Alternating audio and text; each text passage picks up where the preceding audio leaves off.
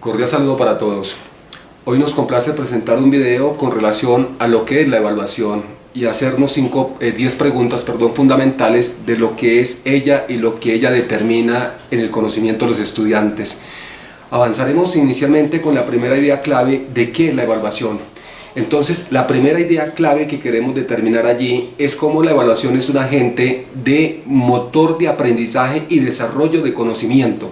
Para ello, más que comentar esta idea, queremos ir montando una microclase de tal manera que desde la microclase se pueda ver el concepto de evaluar. Vamos a ver un primer ejemplo.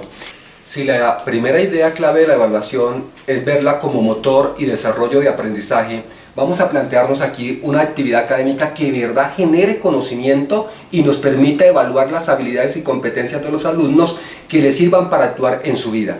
Citemos un ejemplo. Si como maestro pretendo enseñar inicialmente con mis estudiantes un primer concepto que debe ser inicialmente el volumen de este cilindro, entonces debemos analizar qué contiene el cilindro para poder generar conocimiento al momento de evaluar. Al estudiante, para que haya verdad, generación de conocimiento, deben dar tres cosas importantes. Lo primero, al aula se llevan objetos del conocimiento, se llevan imágenes y se llevan palabras. Si estas tres condiciones se dan es porque realmente hay generación de conocimiento. Entonces debo traer objetos. En este caso podríamos pensar qué objetos llevamos a la clase. Aquí yo tengo un cilindro, ¿cierto? Un cilindro que tiene mayor radio. Poseemos otro cilindro que tiene menor radio pero mayor altura, y estos son los objetos que se llevan inicialmente hacia la clase. Por otro lado, una vez que determinemos esta relación entre objeto, imagen y palabra, garantizo que se haya desarrollado un verdadero conocimiento. Primera pregunta fundamental para poder entrar a evaluar es preguntarle a los estudiantes qué es volumen, y aquí surge esa idea del conocimiento. Entonces, cuando yo pregunto la relación de qué es volumen, ¿sí?, para el estudiante no basta con preguntarlo. Basta con hacer inicialmente una labor de diagnóstico, una labor de preconceptos, analizar el entorno y su cultura, ver inicialmente de qué estrato o niveles socioeconómicos el alumno proviene, cuál es su edad cronológica con relación a su edad mental, cuáles son sus presaberes, porque debe entenderse que el alumno no es una tabla rasa. Entonces, esta es la primera opción de cómo se monta en esa idea una evaluación como motor y desarrollo de la aprensión o del aprendizaje. Retomaremos a la idea central, a la segunda idea central de lo que es la evaluación. Aquí vamos a determinar que en esta idea, fuerza, es decir que la evaluación es un agente regulador de los procesos de enseñanza y de los procesos de aprendizaje. Cuando hablamos como agente de regulación, pues claro, entendemos que la evaluación cumple tres principios fundamentales. Ella como agente diagnóstico, ella como agente inicialmente formativa y por último como un agente sumativo. Pero aquí la regulación es con relación a los procesos de enseñanza y aprendizaje. ¿Qué es lo que determina la regulación de la evaluación? Determina que nos sirve para evaluar, no para calificar, nos sirve más para valorar, pero en términos fundamentales sirve para que el alumno a través de la evaluación y a través de los procesos de enseñanza-aprendizaje pueda regularse a través de la autoevaluación, coevaluación y heteroevaluación. O sea que aquí la regulación sirve como agente también de enseñanza y de aprendizaje. De esta manera se hace democrática, de esta manera se hace participativa y se hace colaborativa, ¿cierto? Y va al seno inicialmente del aula, pero también sirve para regular la institución y para regular las políticas del Estado. Vamos a retomar la idea número 3 como agente clave, donde la evaluación a través del error se hace una regulación del aprendizaje. ¿Qué quiere decir esta idea central en la idea número 3? Lo que queremos allí compartir es que el maestro, el profesor, debe apetecer el error, ver cómo desde el error se aprende. Y es un agente regulador inicialmente en la eventualidad que el error es determinado en los preconceptos, determinado inicialmente en las labores diagnósticas, apetece para poder desde allí generar un nuevo proceso de aprendizaje. Entonces el error no puede ser para rotular, no puede ser para clasificar, debe ser para apetecer que desde allí comienza a aprenderse.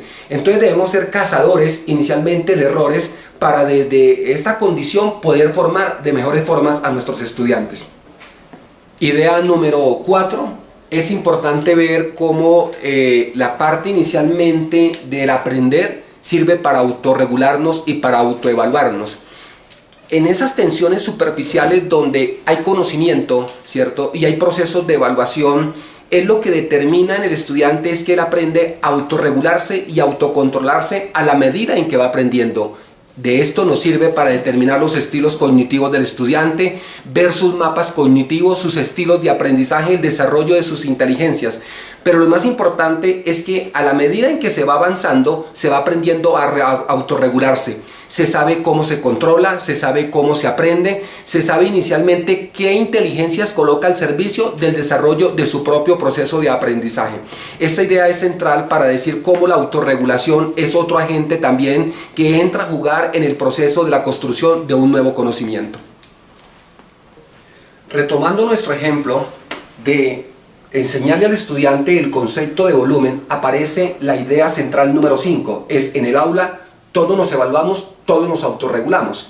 Si estamos comenzando a enseñar el concepto de volumen, la pregunta es que aquí cooperativamente en el aula de clase vamos a determinar entre todos nuestros preconceptos, vamos a colocar en escena los objetos del aprendizaje, vamos a colocar en escena los criterios con los que nos vamos a evaluar, vamos a determinar inicialmente bajo un método clínico o bajo la heurística, inicialmente quién tiene los diagnósticos. Y es cooperativo porque al momento de hallar los diagnósticos, ¿qué podemos determinar en un salón de clase? Podemos determinar lo siguiente. Siempre en un salón de clase vamos a encontrar inicialmente en una campana de Gauss lo siguiente, que un 5% de nuestros estudiantes saben inicialmente el concepto o los preconceptos del volumen del cilindro, que otro 5% de nuestros estudiantes presentan dificultades para entender el volumen del cilindro y que los demás estudiantes están dentro del promedio, ¿cierto?, de comprender el volumen del cilindro. ¿Para qué sirve? Para autorregularnos entre todos. Ya hay una primera autorregulación de saber el maestro científicamente cómo va a mediar este tipo de conocimiento. Pero por otro lado, si yo ya sé esta información previa, ¿sí?, que tengo en la quinta condición de evaluar para autorregularnos y autoevaluarnos, el maestro también aprende de ese proceso de autoevaluación y se va a la casa y genera lo siguiente. Genera entonces unos equipos de trabajo. Vamos a generar en el salón de clase unos equipos de trabajo donde puedo determinar que hay un alumno que presta la ayuda. Habrá un alumno que tiene la capacidad para prestar la ayuda.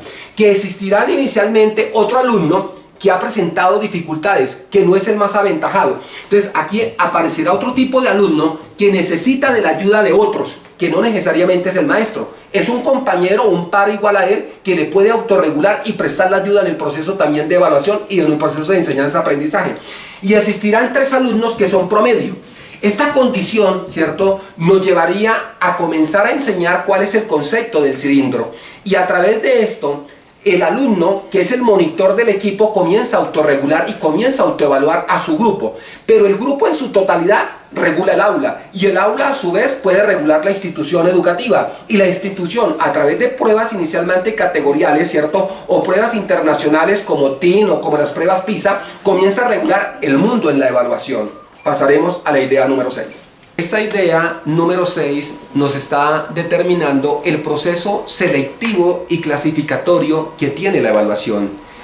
No podemos pensar bajo un modelo constructivista que esto se diese, pero digamos que en términos de la evaluación también tiene su importancia o su incumbencia. Podríamos decir que el agente clasificador y seleccionador tiene importancia en la eventualidad que sirve para medirnos a niveles regionales, a niveles nacionales y a niveles internacionales. Vamos a citar un caso importante, el caso de Corea del Sur cuando se evalúa con relación inicialmente a Brasil. En el año 1965 son países que tienen iguales de desarrollo inicialmente en sus pruebas, por lo tanto el aparato productivo de estos países no se desarrolla de tal manera. Pero para el año 2016 en las pruebas TIN, Corea le ha apostado durante muchos años, ¿cierto?, a que por lo menos el 41% de su población sea universitaria profesional, o sea, que genere conocimiento y le aporte al aparato productivo de la industria. Al día de hoy Corea solo tiene 77 millones de habitantes, mientras que Brasil posee un promedio de 204 millones de habitantes. Pero la diferencia es que la población brasileña solo pasa a la universidad el 6.5%. Entonces, el aparato productivo no se nutre y por lo tanto el país no se desarrolla. Esto es lo que determina que Corea del Sur, al momento en que tiene evaluaciones selectivas y clasificadoras que le han dicho que son los mejores del mundo en este momento en educación y que pueden avanzar con el modelo Singapur y todos estos modelos que han venido ellos generando, entonces les ha servido para mejorar la política pública. Entonces Corea lo que dice es, vamos a que todo el mundo estudie, que por lo menos la mitad de la población sea universitaria profesional, que tenga una gratuidad, que sea una educación equitativa y justa y que sea una opción democrática del conocimiento para cada uno de los habitantes. ¿Cuál es el beneficio que ha tenido? Un país con un per cápita que supera 12.000 millones de dólares inicialmente al año por Producto Interno Bruto. Lo que dice es que Corea, con 77 millones de habitantes, es una potencia mundial a niveles industriales.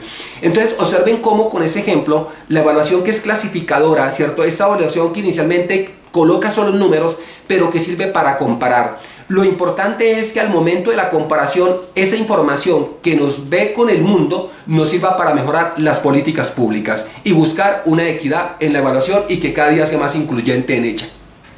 Idea clave número 7, la evaluación como agente motivador. Se debe pensar entonces en esta idea, es que la evaluación no sirve para castigar, la evaluación no sirve para rotular, la evaluación no sirve para segregar, la evaluación debe ser un agente también motivador. Un agente que reta al estudiante a que cada día sea mejor, que siempre dé más de la media que él posee, que esté por encima siempre del promedio de los demás, que intente esforzarse como tal. Entonces la evaluación, al momento de ejecutarse, al momento de verse como un proceso formativo y continuo, debe servir tanto para estudiantes como para docentes para un proceso motivante. Y cuando hablamos de motivación, inicialmente no solo es de esa condición positivista de la motivación, sino del concepto de transformación de actitudes, de transformación de disposiciones y de habilidades. Idea clave número 8, nos invita entonces que veamos la evaluación como este agente que se nutre de diferentes instrumentos.